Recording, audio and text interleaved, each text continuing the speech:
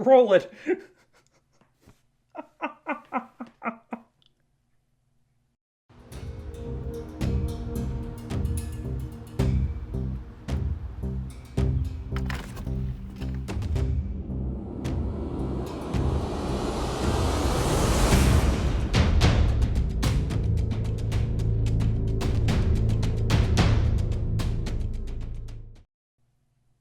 Okay, this was more like it. I don't know what happened here. Maybe the writers realized they couldn't save this shit show, so they figured they might as well just burn everything to the ground on their way out. Or maybe the show finally just broke me and I had to laugh to keep from slitting my wrists. I don't know what it was, but this episode, man, we may have finally entered so bad it's funny territory. There were a couple things that helped grease the wheels. Number one, it focused mainly on Alice, who, unlike the rest of these ass clowns, is at least fun to watch. Number two, no Sophie, no crows. So there was no will they won't they garbage with Kate, and no me pulling my hair out as I try to figure out why the crows have not all been arrested for routinely breaking the law in full view of the public. It's amazing what a difference those two little changes can make. On top of that, they also did a few other things that I've been begging the show to do for a while, but well, I'll get to it. Episode 15, Off With Her Head, begins with a flashback of Kate and Beth coming out of their bar mitzvah, I'm assuming, and the mom gives them each those necklaces that not only match each other, but also match the mom's earrings. Remember this for later, because, oh man, you'll never guess where that's going. Cut back to present day, where a poor, innocent woman, totally not dressed like a prostitute at all, is being stalked in a dark alley by an evil, white, male sexual predator. But lucky for her, Batwoman shows up in the nick of time, beats the shit out of him, and then turns away just long enough for him to shoot her in the back, because that's the kind of underhanded garbage men do all the time. But the Batsuit is so bulletproof that Kate barely feels the shot, and then she beats him up again for good measure, because he's a man and he totally had it coming. Then before this girl can get a selfie with Batwoman, our paragon of amazingness has to race off because the bat signal is shining in the sky. So Batwoman arrives at the bat signal, which, correct me if I'm wrong, is on the roof of the GCPD, and who does she find there but Mouse's dad, August Cartwright, all tied up and unconscious, left for her to find by Alice.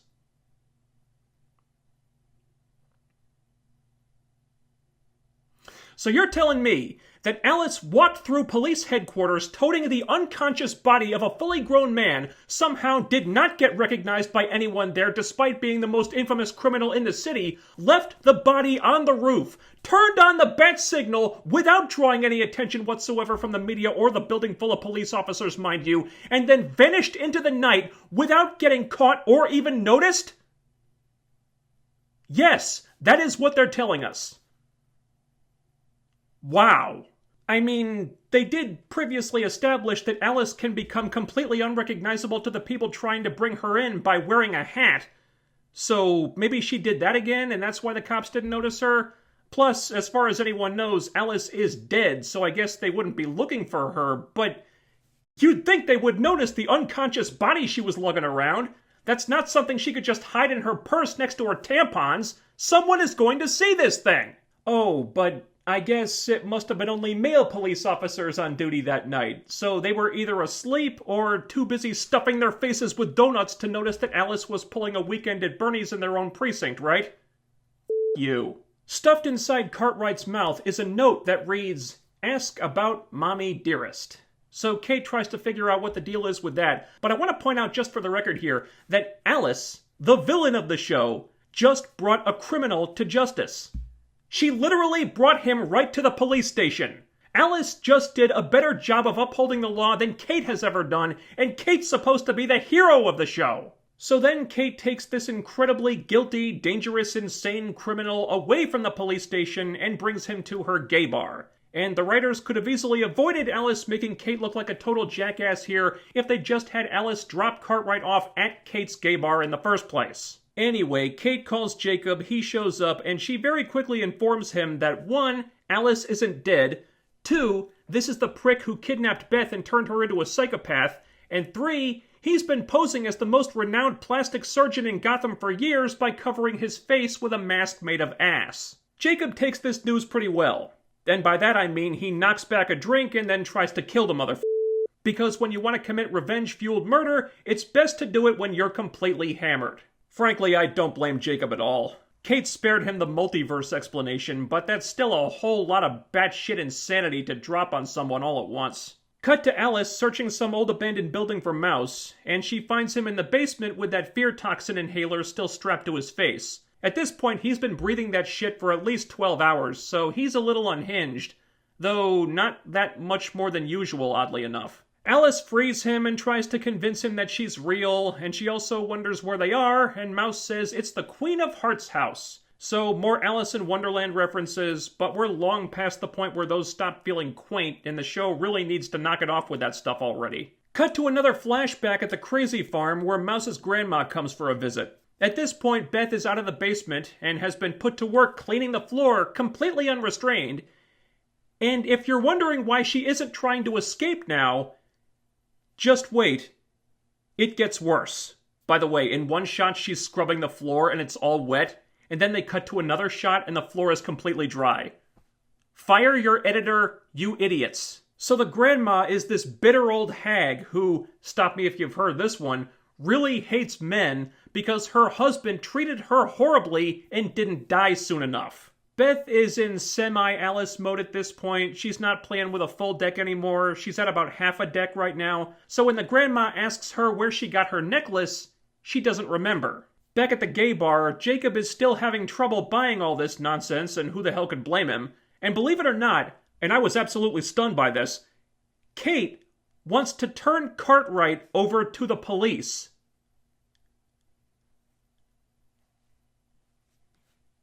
And I have so many thoughts on this, I barely know where to start.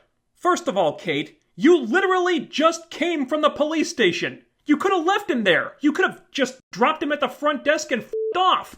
But you took him away from the police station, and 5 minutes later you want to send him back? What is going on? Next, if Kate had said this in regards to any other criminal she's encountered in the last 15 episodes, I would have been jumping for joy, calling the police to come do their jobs and enforce the law. That is typically what a crime fighter would do. Though, strangely enough, Luke did that very thing 2 episodes ago and Kate gave him shit for it, but now that Kate wants to do it, suddenly it's the right thing to do again. At least, that's the way the show is framing it. But, and here's where it gets really fucking baffling, the first time that Kate honestly wants to call the police, which in any other situation would be the right thing to do, it's actually not. Kate, I know it goes against everything you stand for, but think about this for a minute. What's going to happen if you call the police? They're going to free this asshole because you have zero evidence that he committed any crimes, and then they're going to arrest you for kidnapping him and holding him against his will because that's what this looks like. Leave it to Kate to not want to do the right thing and bring criminals to justice until the exact moment when the criminal looks like the innocent one and she looks like the most guilty person in the world. And what the hell is her plan if she were to call the cops? Do they really want this guy talking to the police? Do they? Because Jacob being exonerated in his murder trial was entirely dependent on the affidavit signed by Dr. Campbell, who, Kate just pointed out, Cartwright has been secretly posing as for years, meaning that said affidavit is completely worthless. Do they really want him revealing that little nugget to the GCPD? Not shockingly, Kate hasn't thought this through very well. And leave it to the Batwoman writers to, for once, have Kate actually want to abide by the law, only for her to want to do it at the one time when doing so is the wrong decision. Mother of God! These writers have been shooting themselves in the foot so damn much, their feet have got to be freaking confetti by now. Cut to Mouse and Alice, where Mouse says that his dad wanted to unlock Mouse's greatest fear, which is Alice. So Mouse attacks her, and she goes down so fast and so easily it's downright silly. Even though Alice has always been portrayed as an incredibly deadly person, even though she's defeated multiple armed men at once, even though she defeated Batwoman in a fight and made it look easy, suddenly she's getting toppled in like 2 seconds by Mouse because the plot says so, despite Mouse not being within 100 miles of his right mind at the moment. So he ties her up, he straps that fear toxin ventilator to her face, he f***s off, and Alice starts hallucinating Mouse's grandma as a decaying zombie. Sure, why not? Meanwhile, Luke is paying a visit to the illegal underground abortion clinic because Mary called him in. Apparently, Mary has found a lead on Beth's murderer, the most airheaded character on the show, and she found a lead before the actual crime fighter.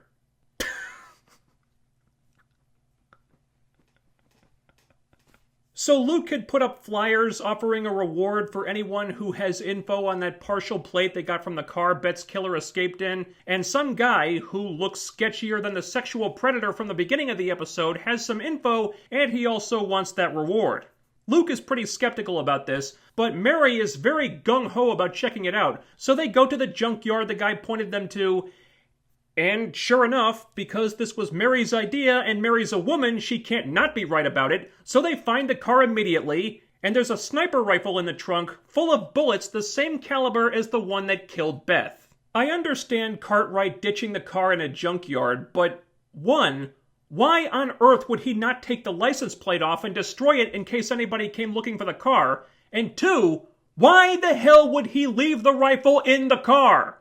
This is all incredibly damning evidence right here that can be traced back to him very quickly. Plus, this guy is a criminal. You'd think he'd have use for a gun like this. And if he didn't, if he wasn't going to use it for anything else, why didn't he just destroy it? Because the plot didn't say so. Cut back to the gay bar where Cartwright is explaining how, in order for him and Mouse to start their life anew, he had to make Mouse think that Alice was the enemy since she's the one who turned Mouse against him. So when he told Alice where Mouse was, he did that knowing that the fear toxin would make Mouse think she was a hallucination and therefore the enemy, which could only mean that Mouse would then be freed by Alice only to turn the tables on her and hook her up to the fear toxin herself. This was all part of his plan. Even though it relies entirely on Alice not getting through to Mouse, Mouse being able to overpower the incredibly deadly Alice and deciding to gas her instead of simply killing her like he's killed many other people, and why the hell he would gas her when he thinks she's a hallucination is anyone's guess, and even though that's leaving a hell of a lot of things up to 100% chance, even though there's no way he could possibly have known that things would play out this way, things are, nevertheless, going to plan.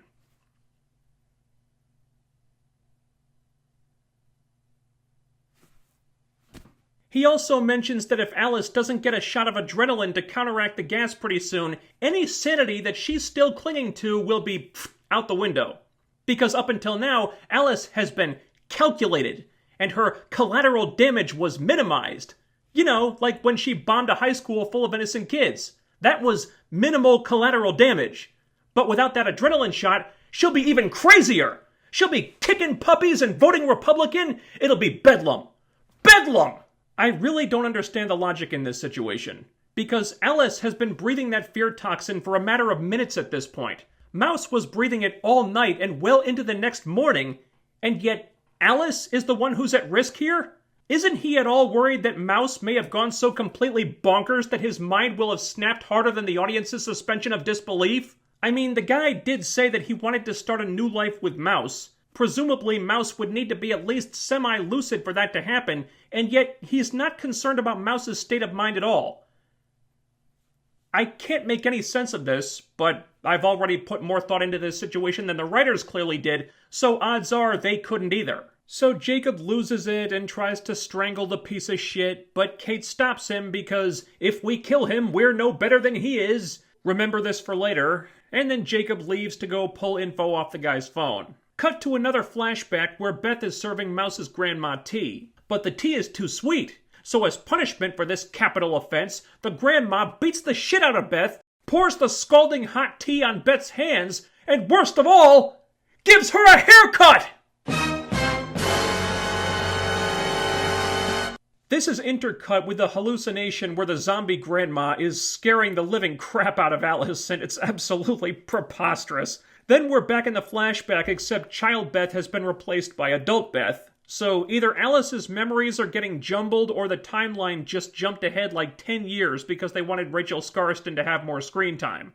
Probably the best decision they could have made this week. So Beth is frantically searching for cream. The crazy grandma sent her to get cream. And they have an outdoor pantry or something, so she leaves the house, runs across the yard, and looks in there. And now you're probably wondering, if Beth is allowed outside, unsupervised and unrestrained, why in the name of unholy doesn't she run away now? Because the plot didn't say so. No one's even watching her. She could run for it right now and get away scot-free, but she doesn't. She doesn't try to escape. She's just looking for cream. Because the crazy old bat really wants cream.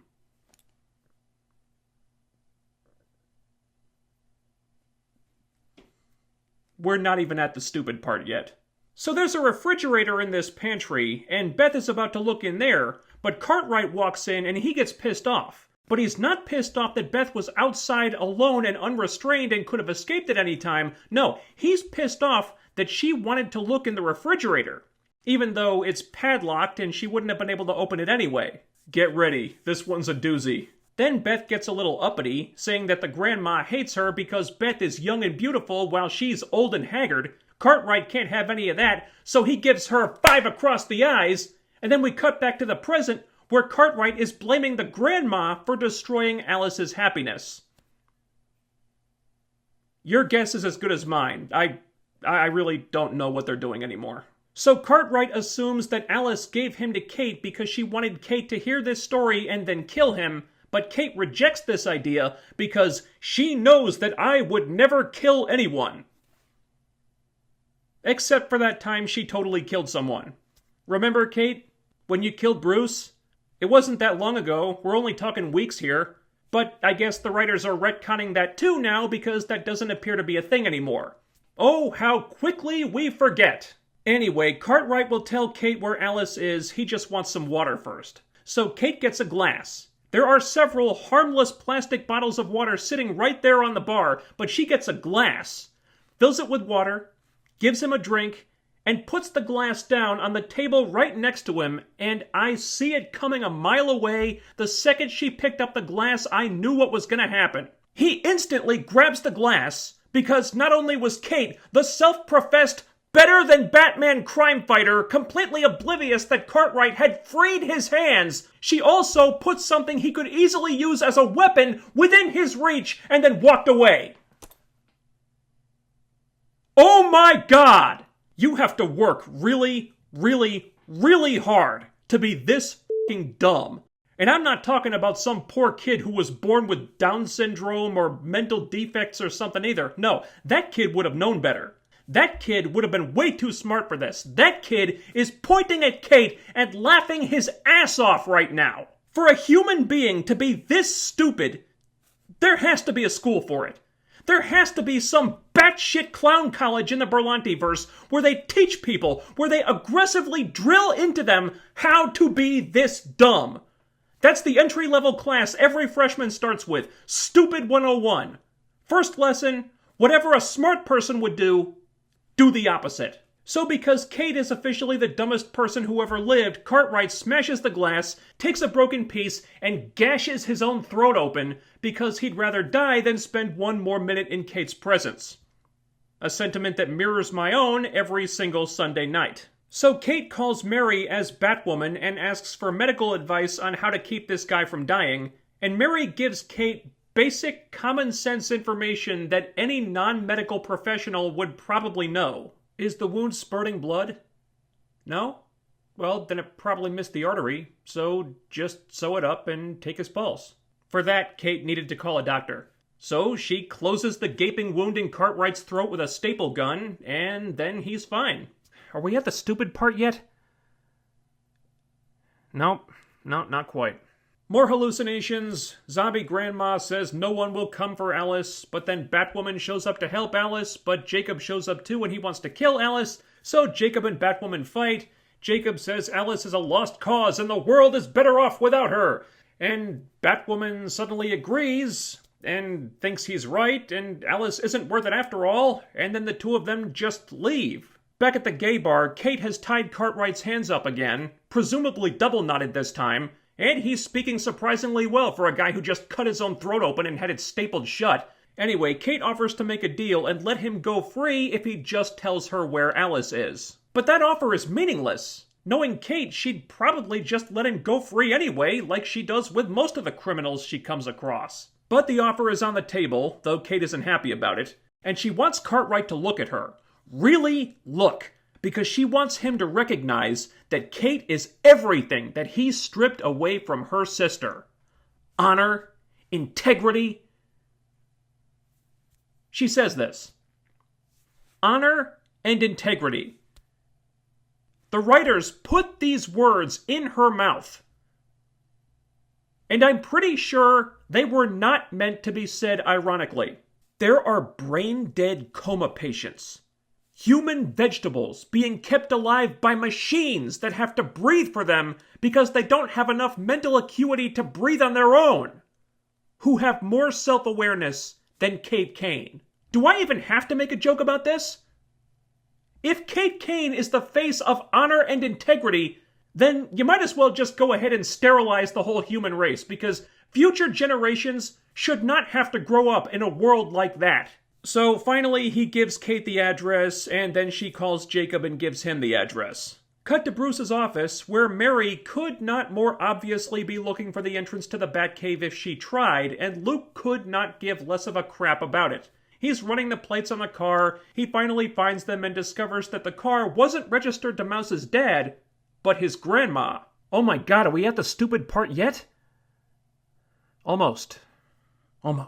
Meanwhile, Alice has finally freed herself. She takes the fear toxin ventilator off, but Mouse locked her in the basement and she's trapped.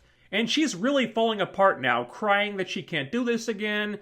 And you honestly do feel bad for Alice here. She's very emotionally naked and vulnerable, and the episode may have surrounded Rachel Scarston with stupidity on all sides, but she is able to make this scene work. So, being at the end of her rope, she smashes a window. The window is blocked, not by anything sturdy though. She could probably bust through it if she really wanted to, so she can't get out that way, but rather than scream for help, she takes some broken glass and decides to cut her throat. Jesus, there's an awful lot of throats being cut on this show lately. What's all that about? But Jacob rushes in just in time and gives her the adrenaline shot, and she completely breaks down at this point, and he just holds her. And it's a nice moment, I guess, but just a few episodes ago, Jacob was actively encouraging Sophie to take Alice out like a rabid animal, and now he's desperately trying to save her life. What caused this change? What got Jacob from A to B? What caused him to suddenly not want Alice dead when just a little while ago that was all he wanted? Nothing. Nothing caused it. His character just did a hard left turn for no reason because that's what was in the script. So Alice wonders why he came running to save her, and he says it's because he cares. Yeah, he cares so much that he didn't shed a single tear when he thought she was dead 2 episodes ago. I guess we're retconning that too. Back at the gay bar, Cartwright recalls to Kate that he was the one who shot Beth, and then Alice recalls to Jacob how she saw Mouse's grandma wearing her dead mother's earrings because they were a present from her son, and that's when she remembered where she got the necklace, and the gears started turning in her head. Oh boy, it's time. Are you ready to get stupid? Because here it fucking comes. The flashback shows Beth returning to the outside pantry. Again, she's completely alone. She could just take off, run for help, and no one would know. She goes into the pantry, opens the refrigerator. She has a key for the padlock now because the plot says so. And there it is. Just sitting there like a fucking carton of milk. Her mother's severed head. The show that claims to be so progressive, that screams from the rooftops about how it champions female empowerment, how it's a beacon of light for women, showing them that they can be heroes too, because women are awesome and men are the worst thing in the world. Literally just fridged Kate and Alice's mother.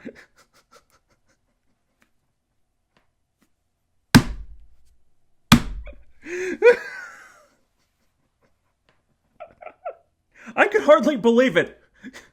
The whole women in refrigerators thing is one of the biggest tropes that shows like this were militantly opposed to. And now here they are doing it themselves. They're the biggest hypocrites in the goddamn world, and I don't think they even realized what they were doing.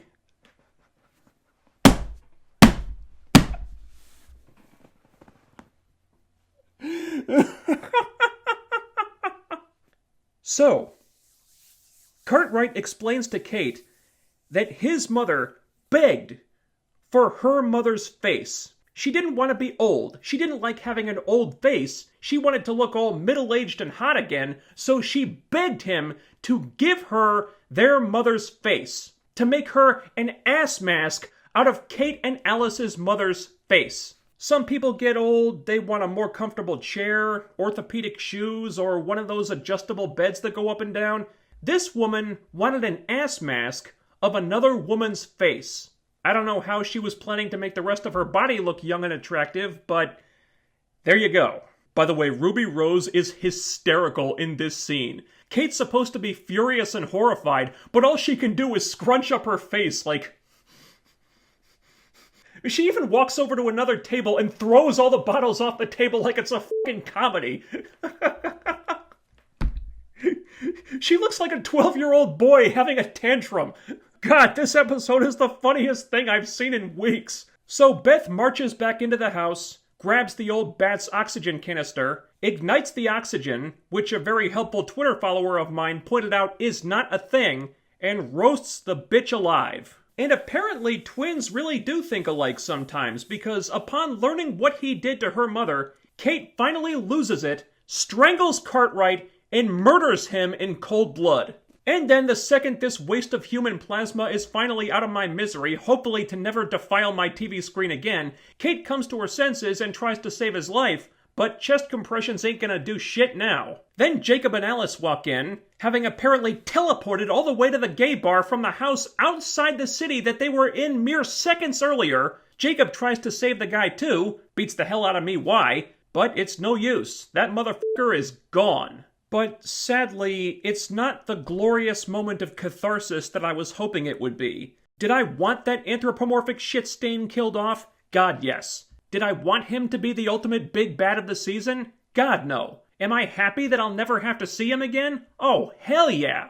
But they killed him off in the most shallow, cheapest way they possibly could without even trying to tie up any of the innumerable loose ends he came with. I've been over this several times now. I hate this character because he's not a character. He's a cardboard cutout crazy person who only ever existed to be a vehicle for things the plot needed to happen. We never learn a goddamn thing about this guy. Why did he invent the ass mask technology? Why did he refuse to fix Mouse's face? Why did he do any of the shit he did in the last 15 episodes? What was his motivation for all this stuff? The answer, apparently, is that his mother was just a goddamn lunatic who really, really wanted to wear another woman's face. But why the f*** was she the way she was? What the f*** makes a human being act like this? I don't know, because the show never told us. All they gave us was the half-baked, paper-thin, calling it as bad as Tumblr fanfic is an insult to Tumblr fanfic writers everywhere answer we got here. And these characters are both dead now, so it's likely the only answer we'll ever get.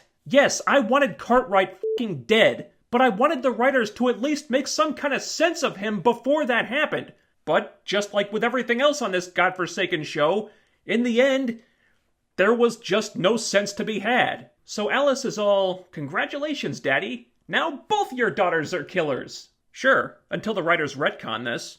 I mean, Kate was already a killer, and the writers retcon that. Does anyone really think they wouldn't do it again? Cut back to Luke and Mary, who have discovered that the old bat died 7 years ago, right around the same time that Mouse's dad mysteriously disappeared. And given Beth's age in the flashbacks, that raises some questions about the timeline, but frankly, I really don't give enough of a shit to try answering them at this point. And then Mary utters probably the most unintentionally hilarious line of the episode. "If I know Kate, she won't rest until she brings that monster to justice." Wow.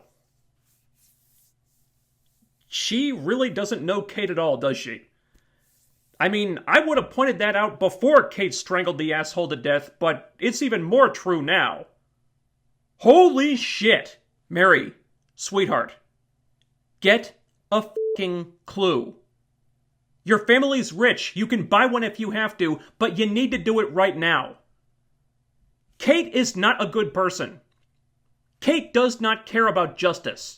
She doesn't care about doing the right thing as it pertains to the rest of the world. Kate is a self-centered, hypocritical piece of human garbage who only cares about injustices when they affect her.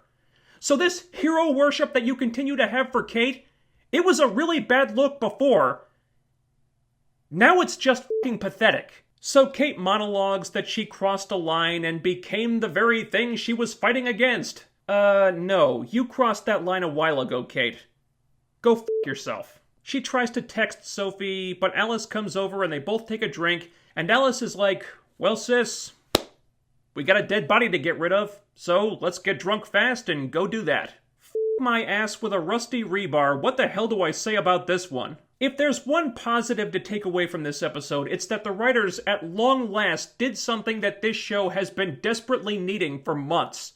They allowed Kate to make a mistake. And she wasn't ultimately presented as being in the right all along for doing it like usual. Well, not yet anyway, I don't know what's going to happen next week. But as it stands right now, Kate did something that was wrong. Something she knows was wrong, that she feels wrong about, and barring yet another retcon, which I guess we can't rule out because it's rapidly becoming one of the writer's favorite storytelling devices, there's no getting rid of this. There's no hand-waving this away or dismissing it as self-defense like when she killed Bruce. No, she committed straight-up murder, and she's going to have to live with the consequences. Now, the follow-up is going to be crucial here, but this was the first real step the show has taken towards making Kate an actual character. Not some bullshit Mary Sue who's always perfect and can do no wrong, but a genuine, flawed, complex human being who is capable of making mistakes which are actually acknowledged as mistakes, and hopefully learning something from that experience. Sure, in the process, they revealed Kate to the entire world to be the hypocritical piece of shit I've always said she is,